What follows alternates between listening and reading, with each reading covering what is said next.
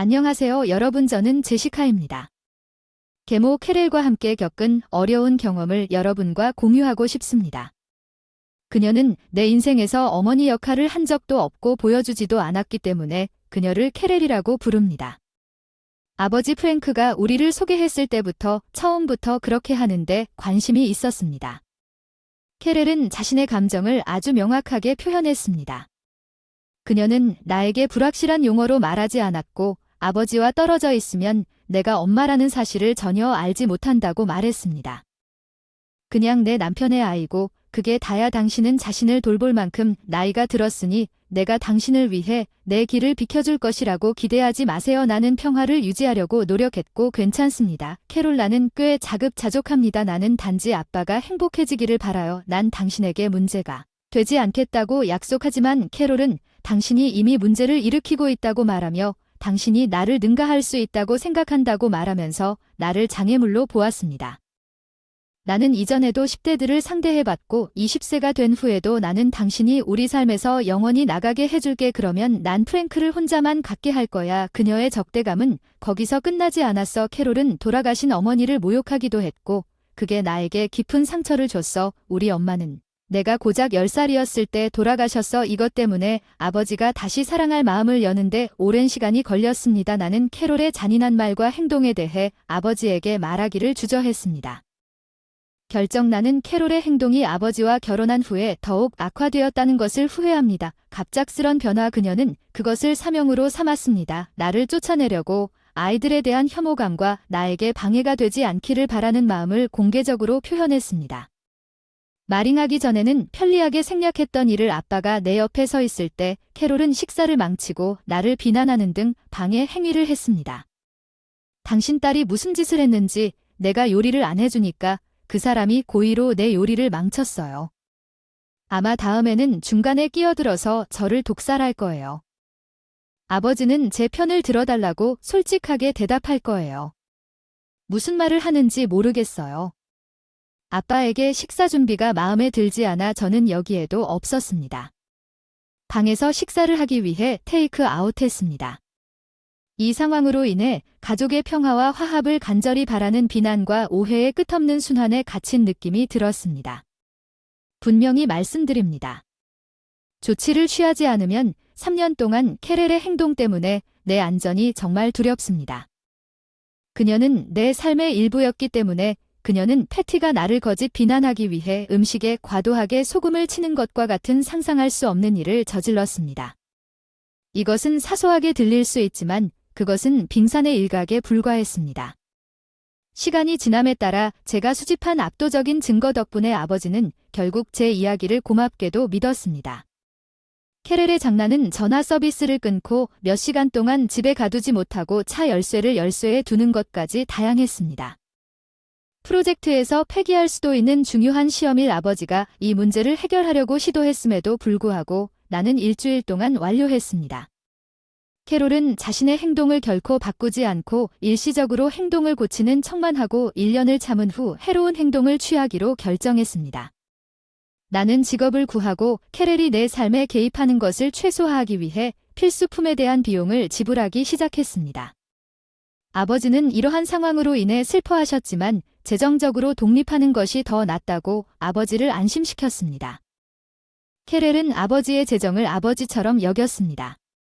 그녀는 자신의 분노를 피하기 위해 나에게 눈에 띄지 않게 노력하도록 강요하는 것에 대해 불만을 품었지만 그녀는 나를 집에서 쫓아내겠다는 맹세를 고수하면서 내 삶을 비참하게 만들려는 노력을 계속했습니다. 그녀는 운명이 우리 둘 모두를 위해 트위스트를 준비했다는 것을 알고 있습니다. 내 20번째 생일이 있은 지 불과 몇 주 만에 진짜 혼란이 펼쳐졌습니다. 캐렐은 그녀가 곧 나를 제거할 것이라고 믿고 유난히 쾌활해 보였지만 나는 그녀가 친구와 음모를 꾸미는 것을 엿듣고 한 발 앞서 있었습니다. 그녀가 나를 강제로 쫓아낼 계획에 대해 전화로 준비하고 알렸다. 나는 내 방에 쌓여있는 소지품을 발견하고도 당황하지 않았다. 퇴근 후 좌절감 대신 나는 그녀의 움직임에 흥미를 느꼈다. 나는 차분하고 호기심 많은 말투로 그녀에게 말했다. 캐럴, 내 짐은 왜 다 싸놨어? 우리 여행 가는 거야? 나를 불안하게 하려는 그녀의 시도는 무산됐어. 내가 괴로워하는 모습을 그녀가 만족하게 여기도록 놔둘 생각은 없었어. 그것은 나에게 비밀이 아니었고 그녀가 바라던 것만큼 내가 취약하지 않다는 사실은 캐렐이 내가 20살이 되는 순간 나를 퇴거시키겠다는 그녀의 서약을 은근히 상기시켜 주었고 내가 당신이 어른이 되면 쫓아내겠다고 말했던 것을 기억하십시오. 내 마음의 선함을 떠나기 위해 당신이 왔습니다. 나는 당신이 나가기 위해 당신의 소지품까지 포장했습니다. SMO 그녀는 그녀가 나에게 호의를 베푸는 것이라고 생각하면서 선언했습니다. 아, 그래서 당신은 나를 내 집에서 쫓아내려는 것입니다. 아인의 톤 캐럿 회사에 대답했어. 안 돼, 캐렐, 이건 그냥 집이 아니야. 이건 내 집이고 당신은 나를 쫓아낼 근거가 없습니다. 프랭가 이것에 대해 어떻게 말하는지 살펴보겠습니다. 나는 캐렐의 미소가 점점 더 커져서 그녀의 자신감을 배반했습니다. 이미 방을 바꾸는 꿈을 꾸고 있었지만 고요한 태도로 상황을 완전히 뒤집을 그녀를 위한 깜짝 선물이 있었습니다. 나는 가방에 넣을 서류 몇 개를 꺼내서 그녀에게 건네주었습니다. 그녀의 어리둥절한 표정을 보며 나는 어쩔 수 없이 희죽희죽 웃었습니다. 이 서류들을 잘 보세요. 캐롤, 오늘은 당신이 그것들을 발견하기에 완벽한 날인 것 같습니다. 특히 저를 위한 당신의 퇴거 계획 때문에 처음에는 혼란스러웠습니다. 캐롤이 문서를 읽고 마침내 얼굴을 보았을 때 충격과 불신의 표정으로 바뀌었습니다. 화가 나서 그녀는 무뚝뚝하게 말했어요. 이게 퇴거 통보야? 제시카, 이 서류가 무슨 뜻이야? 캐롤, 한 달 안에 이 집을 떠나야 하는 사람은 너란 말야. 퇴거 통지가 보통 암시하는 빠야. 난 침착하게 설명했고 화를 내며 캐롤은 반박했다. 퇴거 서류를 나에게 보낼 수는 없습니다. 이곳은 내 집입니다. 캐렐을 떠나고 남을 사람을 결정하는 사람은 바로 나입니다. 이곳은 항상 내 집이었습니다. 아버지는 내가 성년이 될 때까지 나를 대신하여 관리만 하셨고 이제는 내가 됐습니다. 20재산은 법적으로 내 소유입니다. 방금 필요한 법적 절차를 마쳤습니다. 그녀의 불신이 커지는 것을 지켜보는 것은 불가능하다는 점을 분명히 했습니다. 프랭는 집을 당신에게 그냥 넘겨줄 수 없습니다. 그것은 장점 자산이고 내 동의 없이는 양도할 수 없습니다. 캐렐이 눈에 띄게 주장했습니다. 캐렐이 당황했습니다. 이 집은 당신이 사진에 들어오기 오래전에 내 집이었는데 외조 부모님이 소유하셨고 아버지는 제가 20살이 될 때까지 관리인 역할을 하셨습니다. 당신은 이 작은 세부 사항을 몰랐던 것 같습니다. 나는 그녀에게 이 집이 즐겁다고 말했습니다. 캐롤이 거짓말을 하고 있다는 사실을 받아들이기를 거부하면서 얼굴이 동이 트고 말았습니다. 당신은 거짓말을 하고 있습니다. 이런 일은 일어날 수 없습니다. 당신은 나를 쫓아내기 위해 나를 속이려고 하고 있습니다. 프랭크가 이 소식을 들을 때까지 기다리세요. 그러나 진실은 부인할 수 없는 집이었습니다. 집은 법적으로 내 것이었습니다. 그리고 캐렐의 계획은 마침내 그녀를 완전히 따라잡았습니다. 어리석은 캐렐은 나를 퇴거시키려는 그녀의 계획에 대해 아버지와 상담하는 중요한 단계를 완전히 간과하고 아버지를 튀김에 부르기로 결정했습니다. 특히 그러한 문제를 논의하는 것은 결국 기본적인 예의입니다. 그것은 가족과 관련이 있지만 캐렐은 아마도 이 토론을 회피하기 위해 그의 반응이 무엇인지 너무 잘 알고 있었고 그녀의 러시에서 나를 강제로 몰아내기 위한 그녀의 계획을 진행했습니다. 그녀는 이 세부 사항을 잊어버린 것 같았지만 나는 그녀가 실수한 것에 대해 더 이상 기뻐할 수 없었습니다. 아빠를 직접 상황에 데려왔는데 아빠는 현재에 대한 소란이 무엇인지 보려고 내려오셨습니다. 즉시 폭풍을 진정시켰습니다. 왜 모든 소리를 지르는 캐롤이 무슨 문제인지 말투에 혼란과 걱정이 섞인 질문을 했지만 캐롤은 그러지 않았습니다. 집을 소유하는 것에 대해 터무니없는 주장을 한다고 내가 비난하고 예상대로 그녀의 퇴거를 주장하는 것을 주저하지 마십시오. 아버지는 명확성을 위해 나에게 돌아섰습니다. 그는 항상 캐렐이 싫어하는 특성이었습니다. 상황에 관계없이 맹목적으로 그녀를 지원하는 것을 선호했기 때문입니다. 이 문제는 빈번했지만 아버지는 모든 이야기의 양면을 이해하기 위해 공정성을 유지하셨습니다. 그래서 저는 캐렐이 저를 대면하여 이곳이 자기 집이라고 주장하면서 저를 쫓아내고 있으며 여기에 더 이상 자리가 없다고 말했습니다.